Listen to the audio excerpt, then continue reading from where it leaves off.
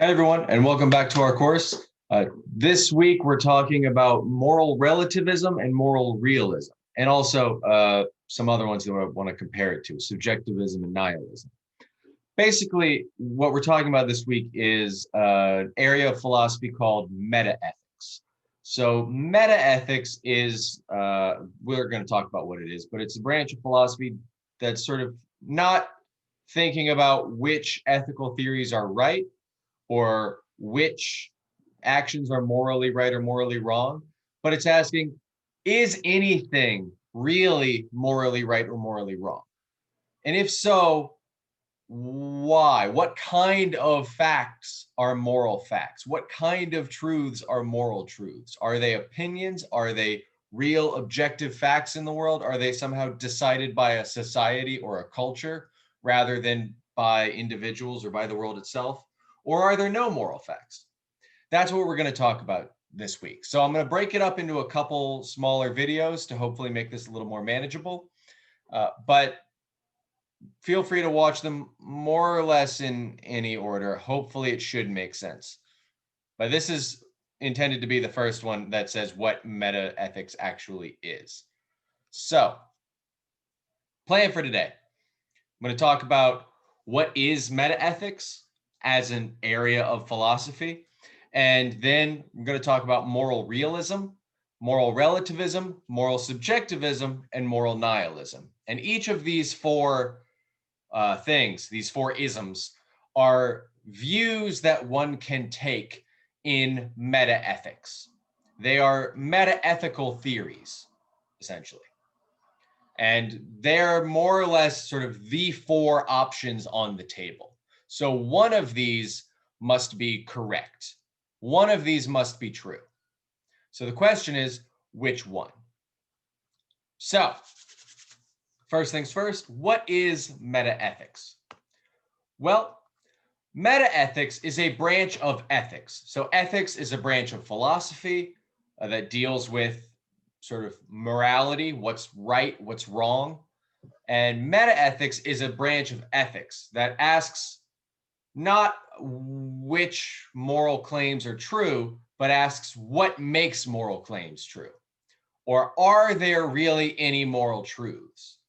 If it's a real fact that murder is wrong, what kind of fact is that? Is that a real objective part of the world, the way that like math and physics are? Facts about math and physics are real objective parts in the world, facts in the world.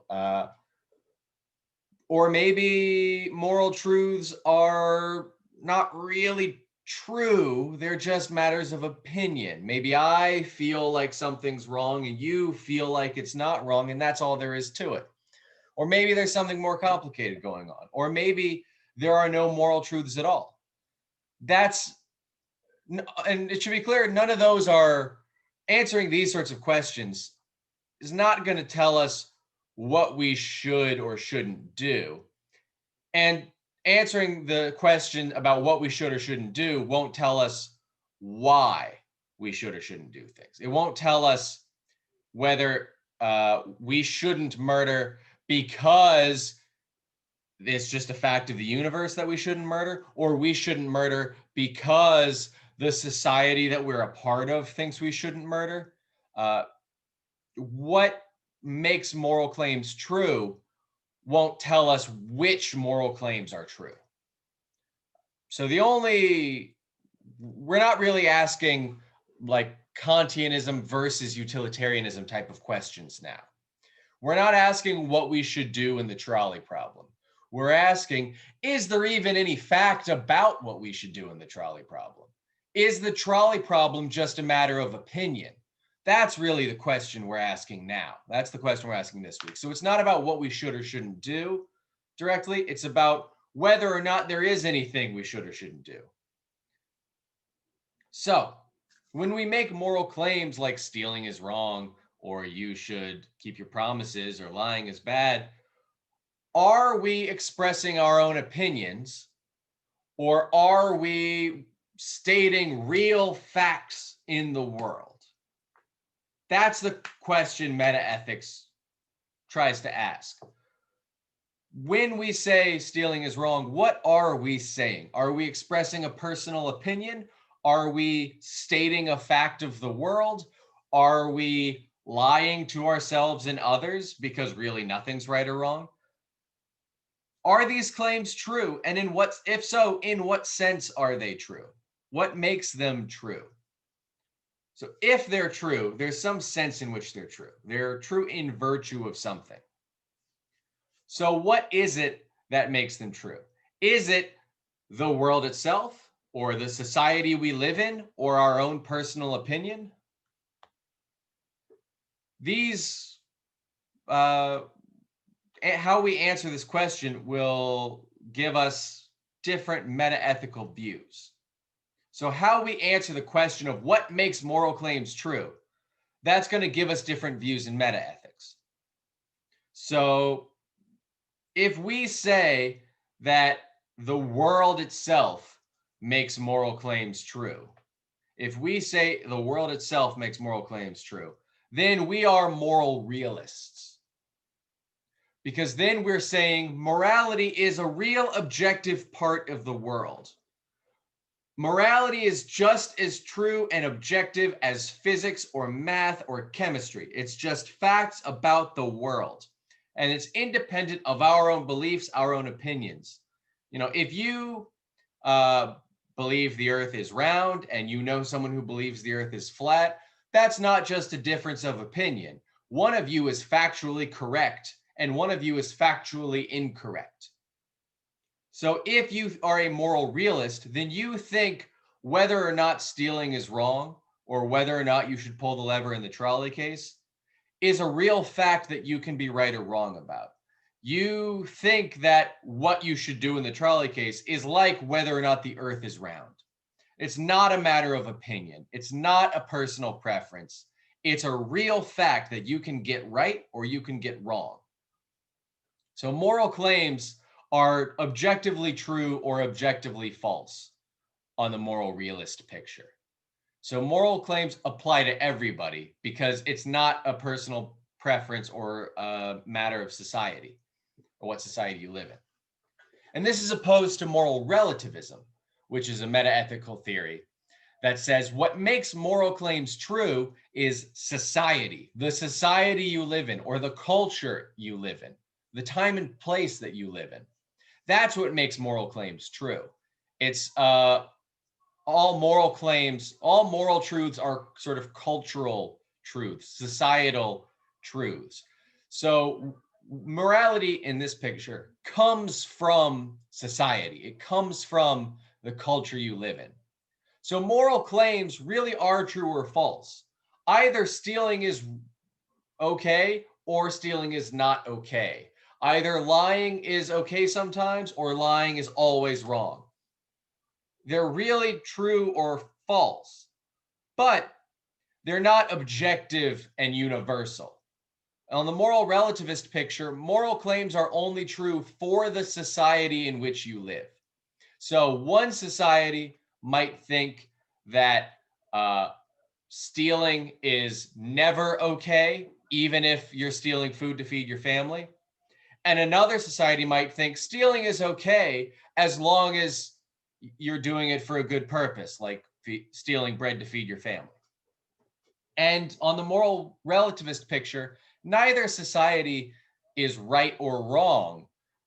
They're both right for their own societies. So one society, stealing bread to feed your family is not okay. In the other society, stealing bread to feed your family is okay.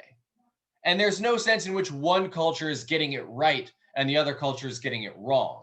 They're both right for their own cultures, for their own societies. Whereas the moral realist will say, no, there's an objective fact in the world about whether or not it's okay to steal bread to feed your family. And one of these societies has to be getting it right, and one of these societies has to be getting it wrong. That's the moral realist picture. So the moral realist thinks that entire societies can be wrong about what's morally right. The moral relativist thinks that any society has to be right about its own morality, about what moral truths hold in that society. But in addition to thinking that the world makes moral claims true, or thinking that society makes moral claims true. You might also think that your opinion is what makes moral claims true. That really moral claims are just opinions. So in my opinion, murder is wrong. In someone else's opinion, it might be okay. In your opinion, you might think you should pull the lever in the trolley problem. In your friend's opinion, they might think you shouldn't pull the lever in the trolley problem. The moral subjectivist thinks that we're all entitled to our own opinions, and so none of us are right or wrong about morality in any sense. It's just our own personal opinions. So if you think you should pull the lever and your friend thinks you shouldn't pull the lever, you just have a difference of opinion. Neither of you is getting it right or wrong, really. There's no fact in the world about which one of you is right and one of you is wrong. So the moral subjectivist is a lot like the moral relativist. The moral relativist thinks that each society sort of decides for itself what's morally right and morally wrong. Whereas moral subjectivism thinks that each individual person decides for themselves what's morally right and morally wrong. And the moral realist thinks that both of those are false, and there are real moral facts in the world that we can be right or wrong about. Individuals and whole societies can get it wrong in the moral realist picture. But in the moral relativist and moral subjectivist picture, that doesn't work. Moral relativist can't say that societies as a whole are wrong about morality. And the moral subjectivist can't say that individuals are wrong about morality, because it's just your opinion. And your opinions can't be factually correct or incorrect because they're opinions. But you might think, no, it's not even a matter of opinion. Morality is not part of the world. It's not decided by society, and it's not even an opinion at an individual level. You might think morality is all an illusion. All moral claims are false. There is no such thing as right or wrong. There is no such thing as doing something that's morally good or morally bad. If that's what you think, if you think nothing makes moral claims true because moral claims aren't true, any claim that something's right or wrong is false because nothing's right or wrong, then you're a moral nihilist. You deny that there's any such thing as morality. And so these are the four different metaethical views that one can have. And these are what we're going to talk about for the rest of the lecture videos today. So moral realism says that morality is objective and universal. It is a real fact in the world that you can be right or wrong about. It's like physics or math. If you think 7 + 5 = 20, you are just wrong. Similarly, moral realist thinks that moral facts are like that. If you think that lying is okay, then you are just wrong. Or maybe the fact is that lying is okay sometimes. But if you think murder is okay, then you are just wrong on the moral realist picture. Moral relativist thinks that society makes morality. So it's just your culture or your society accepts certain things and rejects other things. Your society might accept lying and drinking, and it might deny gambling. Or your society might accept gambling but deny lying and drinking. Think you should gamble but always be truthful. Or your society might think any number of things. But your society decides what's morally right or wrong on the moral relativist picture. And the moral subjectivist thinks it's not up to societies as a whole. The moral subjectivist thinks it's up to individuals. We, as individuals, as single persons, are entitled to our own opinions. And our moral opinions are all there is to morality. We have moral opinions. In my opinion, maybe stealing is bad. In someone else's opinion, maybe stealing is good. And that's all there is to it. We just have a difference of opinion. But the moral nihilist says that even that isn't real. Even opinions don't count. There just is no such thing as morality, according to the moral nihilist.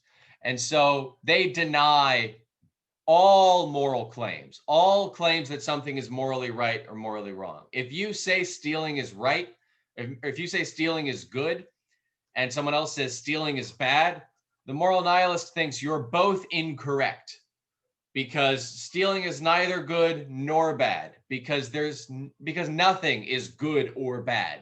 There is no morality. That's the moral nihilist. So these are the four options we're going to talk about today. So I'm going to finish this video off here, and then in the next video we'll talk about moral realism, and then in the video after that we'll talk about moral relativism, and then we'll have a video talking about subjectivism and nihilism. So if you have any questions, let me know. But otherwise, I will see you in the next